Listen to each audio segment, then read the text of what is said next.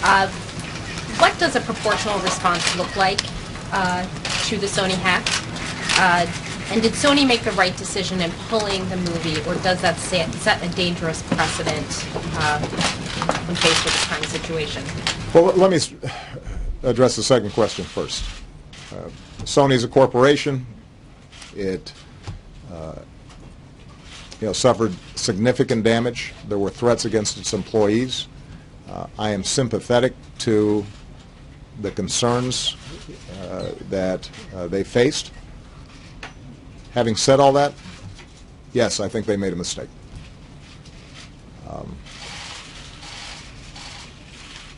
In this interconnected digital world, there are going to be opportunities for hackers to engage in cyber assaults both in the private sector and the public sector.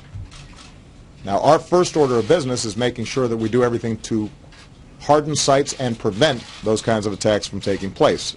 When I came into office, I stood up a cybersecurity interagency team to look at everything that we could do at the government level to prevent these kinds of attacks. We've been coordinating with the private sector, but a lot more needs to be done. We're not even close to where we need to be.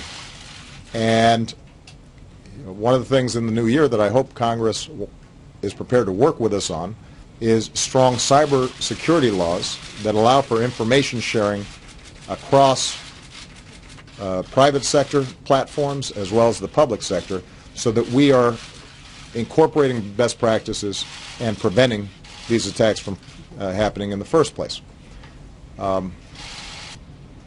We cannot have a society in which some dictator someplace can start imposing censorship here in the United States. Because if somebody is able to intimidate folks out of releasing a satirical movie, imagine what they start doing when they see a documentary that they don't like, or news reports that they don't like. Or even worse, imagine if producers and distributors and others start engaging in self-censorship because they don't want to offend the sensibilities of somebody whose sensibilities probably need to be offended.